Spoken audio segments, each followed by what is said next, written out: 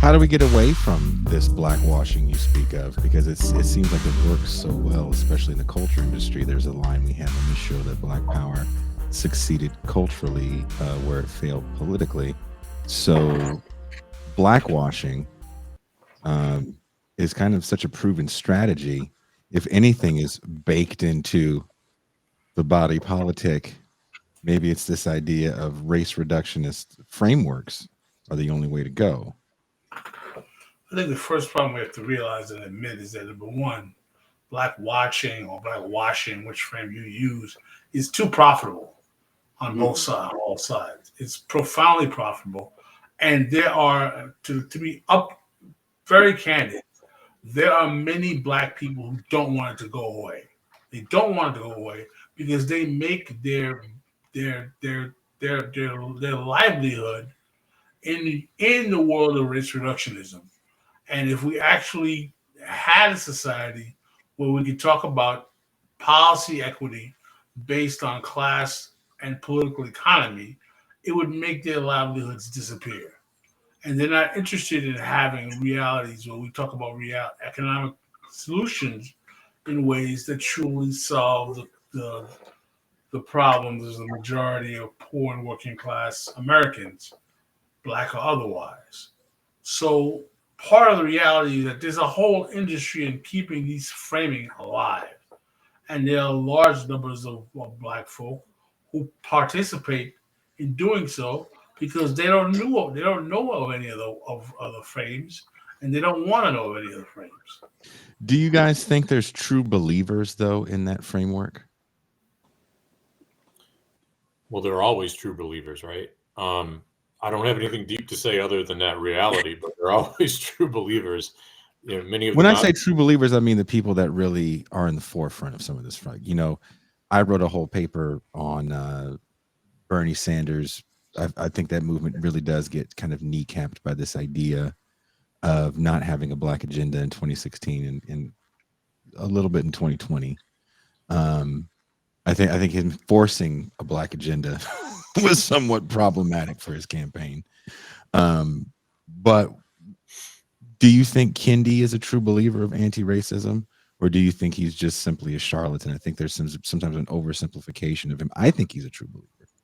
He seems very sincere to me. I mean, now I don't mean this as a dig at Kendi, just keep that in mind. But I don't know, Hitler may have been sincere too. So sincerity is not a pass, right? I mean, I think sincerity as a virtue is often greatly overrated, as my grandfather would say. But Kendi, I think, is in many ways better than most, insofar as I think he understands himself to be serious.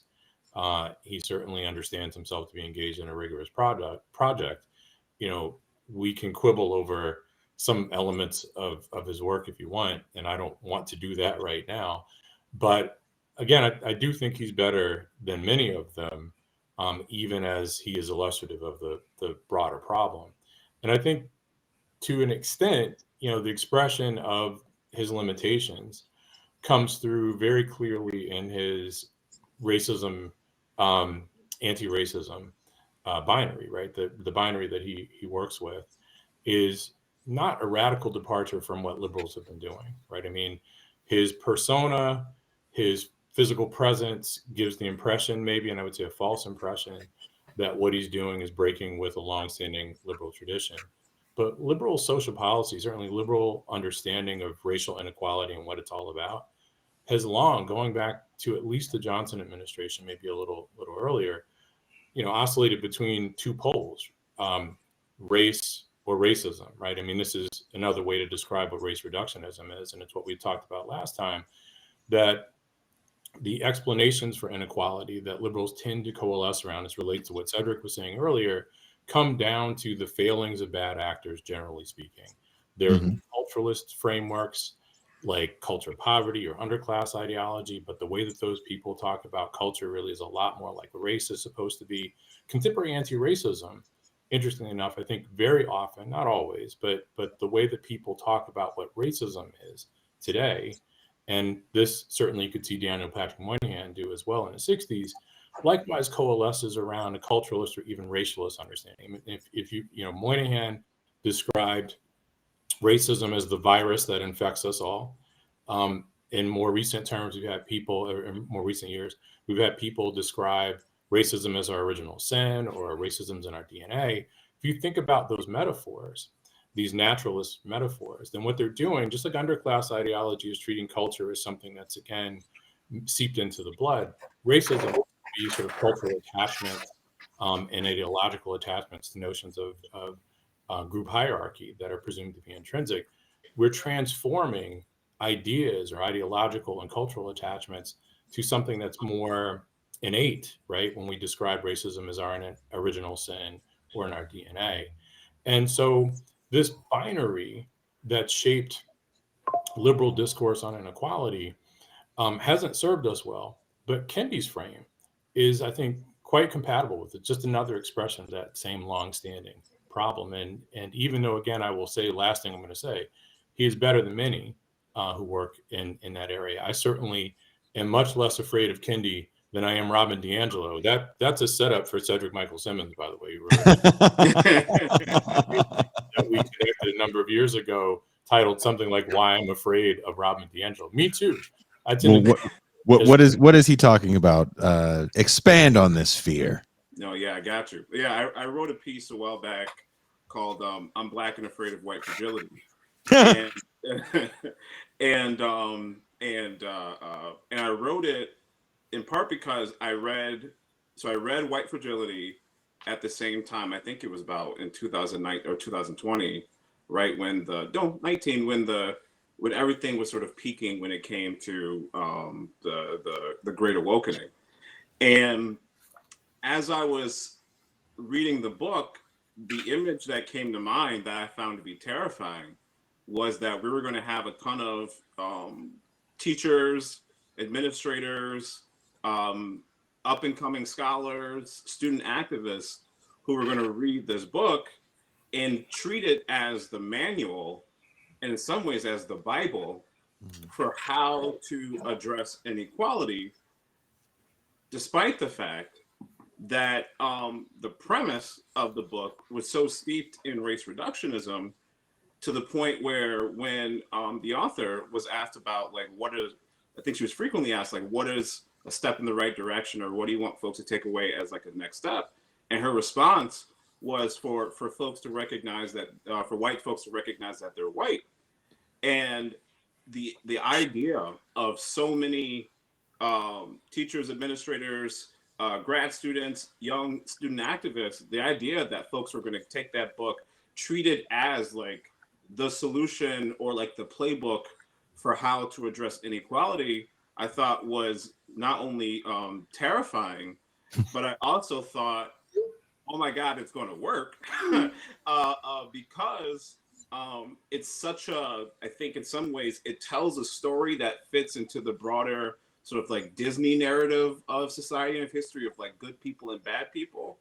And I think the book, I could see it being attractive and being used by so many folks, because in some ways it reinforced the notion that if you go be a diversity trainer, and if you go talk about race and racism and get people to like be real about talking about racism, that was going to be the remedy. And back to what Toure mentioned earlier, that script for how to address inequality has been steeped in our culture, in our very individualist culture, for so long that it was turning people back to the same playbook that we already know doesn't work.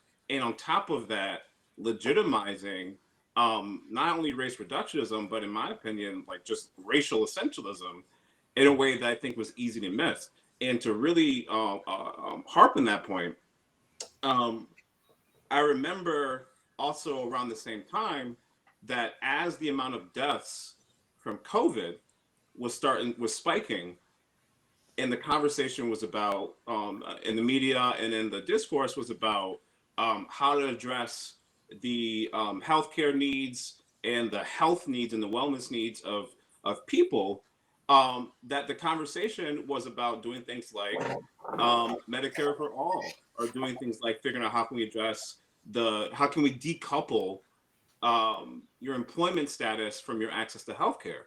And as soon as the language of this being sort of a racial issue or a racial disease became prominent, and folks were sort of using the sort of the D'Angelo type style or approach to making sense of things and how to address it, all those political and economic remedies for the core issues got replaced with we need more diversity training for doctors, and we need more Black doctors.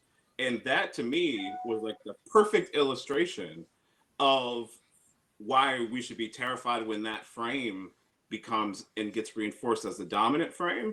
Because as you all on the show have frequently mentioned, it goes back to the question of who benefits. And at the end of the day, if you ask that basic question of who benefits, the part that was terrifying is that despite the fact that most working class folks, including disproportionately Black and brown working class folks, despite the fact that those benefits would not be felt by us, the reality is that reality wasn't seen, and it was so easy to miss, and I thought it was terrifying.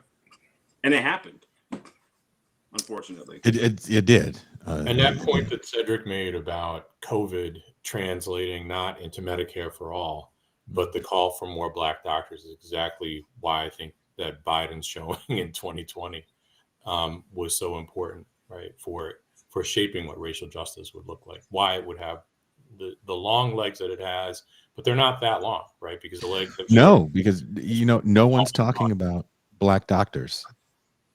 Black infant mortality rates haven't really changed much since that New York Times article came out. And more Black people have gotten killed by police this year, or on a path to get killed this year, than in 2020 and 2019. Definitely last year, more people got killed by police than in 2020. So all of the outrage from that moment. I mean, Philando Castile's passing recently passed. I don't want to say that's the most egregious. I mean, all of these murders are pretty effing horrible, but that was one that was actually caught on camera, and we've seen the officers' car camera footage of the situation where the man goes, "Oh, I was trained on this, officer." A man that is a prominent citizen, a union employed man, driving home apparently, and still gets shot by the police. And it's almost like this stuff was a passing fad. Almost, it felt like so many years later. I think we're 8 years past Philando. Yeah, I mean, there was a convenient deflection that was part of the appeal for a lot of, again, the liberals. I think there's a little bit of buyer's remorse. There are a lot of people who had bought into post-racialism, who somewhere between the Tea Party and Donald Trump's win, had realized and discovered, oh wait, racism's a thing. Imagine that. So I think that's certainly part of what was going on. But also, I mean, if you think again about the 2016 Democratic primaries and ultimately the election, the Dems really didn't want to face what a crappy candidate Hillary Clinton was. Mm-hmm. And one of the many ways to explain her loss was, I think, in part to just attribute this to eternal white racism, just as she had used, the charge of class reductionism during the primaries with Sanders to kind of deflect attention from her husband's disproportionately bad or shitty policies, the husband's shitty policies that had a disproportionately bad impact on Black Americans, right? By way of, again, using a language of systemic racism to say that breaking up the big banks wouldn't do anything to address the problems that affect Black people. Following that loss, which I don't think was a surprise loss, it wasn't for me anyway, they couldn't fess up to the fact that the Dems just tried to ram her down everyone's throat. And she did a bad job, right? I mean, it was what it was. So once again, they had to offload these big societal problems that unfortunately the Dems were complicit in, as Pascal had mentioned, I think, in our last session. They had to offload that on eternal white racism.